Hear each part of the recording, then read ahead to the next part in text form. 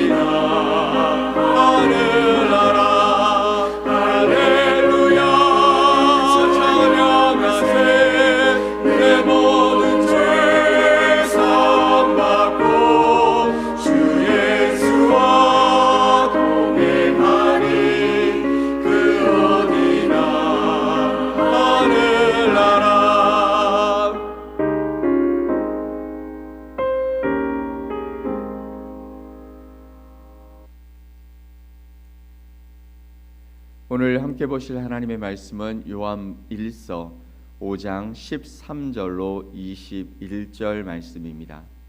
요한 1서 5장 13절로 21절 말씀을 함께 말씀을 보겠습니다. 내가 하나님의 아들의 이름을 믿는 너희에게 이것을 쓰는 것은 너희로 하여금 너희에게 영생이 있음을 알게 하려 함이라.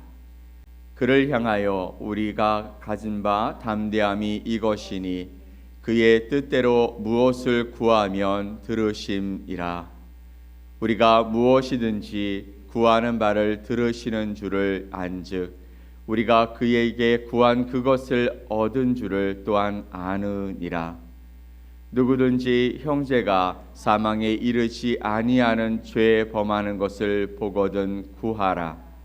그리하면 사망에 이르지 아니하는 범죄자들을 위하여 그에게 생명을 주시리라. 사망에 이르는 죄가 있으니 이에 관하여 나는 구하라 하지 않노라. 모든 불의가 죄로 돼 사망에 이르지 아니하는 죄도 있도다. 하나님께로부터 난 자는 다 범죄하지 아니하는 줄을 우리가 아노라. 하나님께로부터 나신 자가 그를 지키심에 악한 자가 그를 만지지도 못하느니라. 또 아는 것은 우리는 하나님께 속하고 온 세상은 악한 자 안에 처한 것이며, 또 아는 것은 하나님의 아들이 이르러 우리에게 지각을 주사 우리로 참된 자를 알게 하신 것과 또한 우리가 참된 자 곧 그의 아들 예수 그리스도 안에 있는 것이니 그는 참 하나님이시요 영생이시라. 자녀들아, 너희 자신을 지켜 우상에게서 멀리하라. 아멘. 오늘 요한일서 5장 13절로 21절 말씀을 통해 하지만 하나님은 이라는 제목으로 여러분과 하나님의 말씀을 함께 나누겠습니다.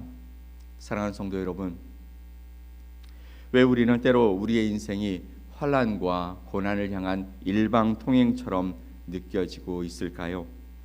거기에는 우리가 처한 현실적인 이유와 또한 영적인 이유가 함께 공존하고 있습니다. 첫 번째, 선택권이 없다고 느껴지기 때문이죠. 여러분, 일방통행로의 가장 큰 특징은 후진도 불가하고 샛길도 없다라는 것입니다. 우리는 고통이 찾아올 때 그것을 거부하거나 피하고 싶어 하지만 환난은 우리의 허락을 받고 찾아오지 않더라는 것이죠. 관계의 갈등, 그리고 갑작스러운 건강의 이상, 경제적인 압박 등은 마치 누군가 나를 그곳으로 밀어 넣는 것처럼 속수무책일 때가 있습니다. 내 의지와 상관없이 그 길을 가야만 하기 때문에 우리는 그 막막함을 일방통행이라고 부르기도 합니다. 두 번째, 끝이 보이지 않는 막막함 때문입니다. 일방통행 도로는 한번 진입하면 출구가 나올 때까지 계속 가야 하는 것이죠. 이 고생이 언제 끝날 것인가? 언제쯤이면 형편이 좀 나아질까라는 질문을 던져보겠지만 도로의 양 옆은 높은 벽으로 막혀 있고 눈앞에는 끝없는 오르막이 보이는 것입니다. 이런 것들로 말미암아 우리는 심리적으로 고립되고 또 마치 이 길이 영원히 끝나지 않을 것 같은 그런 공포를 갖게 되기 때문이죠. 세 번째, 세상의 결과적인 중심적 가치관 때문입니다. 우리는 세상으로부터 실패하면 끝이다, 낙오하면 다시 일어설 수 없다라는 소리를 들으며 살아왔습니다. 또 그렇게 세상은 이야기하고 있는 것이죠. 세상은 우리에게 성공이라는 일방통행로만 정답이라고 가르치고 있습니다. 그래서 그 길을 조금이라도 벗어나거나 어려움이라는 정체의 구간을 만나게 되어지면 마치 내 인생 전체가 실패한 것처럼 그렇게 착각하게 만드는 것입니다. 오늘 본문인 요한 1서의 결론은 우리에게 성경 전체를 요약하는 위대한 반전의 이야기를 이야기하고 있습니다. 그게 무엇이냐면 바로 하지만 하나님은인 것이죠. 세상의 소리는 그렇게 말하고 있지만 하지만 하나님은 다르다라고 말씀하시는 것입니다. 어제 함께 나눈 4절 말씀을 보면 무릇 하나님께로부터 난 자마다 세상을 이기느니라. 세상을 이기는 승리는 이것이니 우리의 믿음이니라. 아멘. 우리는 세상에 굴복당할 수 없는 하나님의 사람들이라는 것이죠. 세상 사람들은 이야기합니다. 너의 그 무능력함이 너를 실패하게 만들 거야 라고 말하지만 하나님의 자녀는, 하나님께로부터 난 자는 세상을 이긴다 라고 말씀하고 있는 것이죠. 굴복당할 수밖에 없는 우리의 인생에 하나님이 개입하셔서 우리의 삶과 결과의 방향을 틀어주신다라고 말씀하고 있는 것입니다. 우리는 하나님의 계명을 생각할 때마다 종종 그것을 우리를 구속하는 무거운 짐처럼 생각하고 있습니다. 하지만 사도 요한은 3절 말씀에 이렇게 말씀하시죠. 그의 계명들은 무거운 것이 아니다. 하나님이 사랑하는 것인 이것이니 우리가 그의 계명들을 지키는 것인데 그의 계명들은 무거운 것이 아니기 때문이다라고 말씀하고 있습니다. 여러분, 세계적인 피아니스트에게 악보는 무거운 집일까요? 아니면 음악의 길일까요? 초보자에게 악보는 손가락을 구속하는 감옥같이 느껴질 수 있습니다. 정말 수많은 그 음표들을 바라보면서 내가 과연 이것을 칠 수 있을까? 아무리 노력해도 되지 않는 그런 순간들을 맞으면서 꼭 감옥 같고 무거운 짐처럼 느껴질 수도 있겠지만, 거장에게는 악보는 마음껏 자신의 그 실력을 발휘할 수 있는, 그리고 아름다움을 표현해 줄 수 있는 자유의 지도일 수 있다라는 것이죠. 개혁주의 신학에서 순종은 구원의 조건이 아니라고 얘기했습니다. 나를 구원하신 하나님을 사랑하기 때문에 터져나오는 감격의 그 반응이 바로 순종이라고 말씀을 드렸어요. 오늘 우리에게 주신 하나님의 말씀이 우리의 삶을 가장 아름답게 연주하는 그런 음악이 되어지기를 간절히 소망합니다. 자, 그러면 이 아름다운 연주가 가능해질 수 있는 이유가 무엇이라고 이야기했습니까? 바로 예수님이 나를 대신해서 나의 징벌, 형벌을 대신 받으셨기 때문이라고 말씀을 드렸죠. 여러분이 아시는 대로 여러분 영화 촬영장에는 주인공이 감당하기 힘든 위험한 폭발 장면 또는 액션을 대신하는 스턴트맨이 등장합니다. 대역 배우가 있다라는 것이죠. 원래 우리는 죄의 심판이라는 거대한 폭발 현장, 즉 죽음이라는 낭떠러지 앞에 서 있었습니다. 그때 우리의 인생의 총감독이신 하나님께서 우리를 무대 뒤로 빼시고 그곳에 독생성자 아들 예수님을 대역 배우로 세우셨다라는 것이죠. 예수님은 우리의 형벌을 대신 받으시기 위해서 인간의 몸을 입고 이 땅에 오셨고 십자가에서 피 흘려 죽으심으로 우리를 위해 대속의 제물이 되어 주신 것입니다. 이제 심판의 계산서는 전액 지불되었기 때문에 우리는 성령 안에서 하나님의 자녀로서의 삶의 그 당당함을 가지고 나갈 수 있게 된 것이죠. 이제 사도 요한은 우리가 반드시 알아야 할 지식을 전합니다. 우리의 현실인 절망의 왼편에서 소망의 오른편으로 자리를 옮겨가라는 것이죠. 목사이며 학자인 파머는 완벽한 계획이라는 책에서 이렇게 이야기합니다. 하지만 하나님은 이라는 말은 왼쪽에서 죄와 죽음이 있고 그 오른쪽에는 빛과 생명이 있다라는 것이죠. 하지만 하나님이라는 그 말 속에는 왼쪽에는 죽음이 있고 오른쪽에는 생명, 빛이 있다라고 말하는 것입니다. 종종 아이들이요 그림을 그립니다. 근데 그림을 그리다가 실수해서 잘못 그려지면 어떤 아이는 그것 때문에 울어버리죠. 망했다라는 것이죠. 또 때로는 혼날 수 있다라는 그 두려움이 그 마음속에 있기도 합니다. 하지만 부모님이 찾아오셔서 그것을 다시 지우고 그 위에 더 멋진 그림을 그려 넣어주면 그 실수는 오히려 더 멋진 배경이 되기도 한다라는 것이죠. 이것이 바로 하나님의 거대한 수정 테이프 같은 것입니다. 우리는 불순종했지만 하나님은 자비를 베푸셨습니다. 우리는 실패했지만 하지만 하나님은 우리를 다시 일으키셨습니다. 우리의 결함은 실질적이지만 결코 최종적이지는 않다라는 것이죠.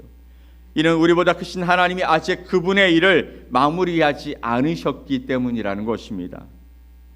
그러므로 사도 요한은 우리에게 권면하는 것이죠. 21절 말씀. 자녀들아 너희 자신을 지켜 우상에게서 멀리하라. 아멘. 불순종했지만 자비를 베푸시고 실패했지만 우리를 다시 일으키시는 하나님이시지만 우리가 우상에게 하나님보다 더 크다고 하나님보다 더 신뢰한다고 생각하는 우상을 붙들고 살아가며 그러면 우리는 점점 하나님에게서 멀어지고 우리의 영혼도 말라가고 우리의 몸은 망가지게 된다라는 것이죠. 세상의 성공과 안락이라는 그런 우상이 우리에게 찾아와서 우리를 유혹할지라도 우리는 그곳에서 멈춰야 합니다. 그것이 우리의 영혼을 망칠 수 있기 때문이죠. 사랑하는 여러분, 이제 절망의 왼쪽에 머물지 말고 하지만 하나님이라는 그 말씀을 붙들고 복음을 믿음으로 소망의 오른쪽으로 우리가 넘어가야 한다라는 것이죠. 절망하지 마십시오. 우리의 상황이, 우리의 환경이, 그리고 우리가 겪고 있는 이 일이 우리를 힘들게 하고 또 지치게 하고 그것 때문에 하나님이 안 계신 것처럼 느껴지기도 하지만 그럼에도 하나님은 우리 곁에서 우리와 함께 하시는 줄 믿습니다. 11절 말씀에 또 증거는 이것이니 하나님이 우리에게 영생을 주신 것과 이 생명이 그의 아들 안에 있는 그것이니라. 아멘. 하나님은요 우리에게 말씀하시는 것이죠. 우리에게 영생을 주셨다라는 거예요. 너희에게 영생이 있다라고 말씀하시는 것입니다. 이 생명이 그의 아들 안에 있다. 그러므로 너희가 다른 것에 너희의 생각과 너희 마음을 빼앗기는 것이 아니라 바로 예수 그리스도를 너의 삶의 주인으로 붙들고 살아가라 말씀하십니다. 하나님은 약하고 소심한 우리를 선택하셔서 세상을 이기는 생명의 주인공으로 삼아 주셨습니다. 우리가 능력이 있어서 우리가 착해서가 아니라 우리 안에 예수 그리스도가 오셨기 때문이죠. 우리는 예수 그리스도를 모시고 살아가는 하나님의 사람들입니다. 이 하나님의 사람이 하나님께서 붙들어 주시고 하나님의 인도하시는 오늘의 주인공이 될 줄 믿습니다. 이 확신으로 승리하는 하루가 되어져서 하나님을 바라보며 하나님이 정하신 그 길을 향해 당당히 걸어가는 복된 하루가 되어지시기를 예수 그리스도 이름으로 간절히 축원드립니다. 아멘. 우리 함께 기도하겠습니다. 하나님 아버지 감사합니다. 오늘도 주의 은혜 가운데 우리에게 새로운 생명을 허락해 주셨습니다.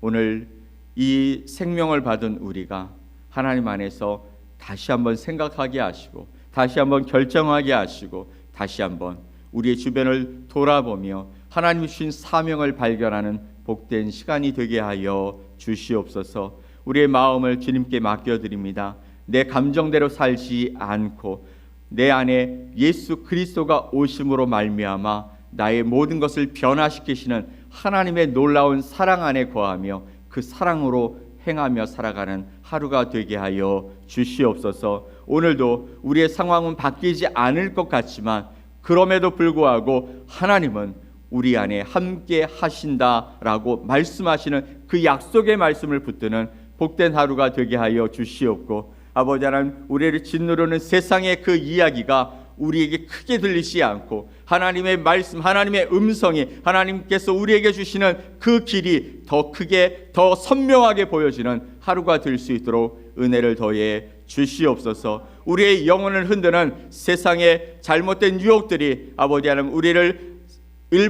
잘못된 일방통행 길로 몰아넣을지라도 그것에서 우리를 건져주시는 하나님의 손길을 바라보며 주님, 내 삶을 주님께 맡겨드립니다. 고백하는 복된 하루가 되게 하여 주옵소서. 그렇게 하실 주님을 기대하며 예수 그리스도의 이름으로 기도 올리옵나이다. 아멘.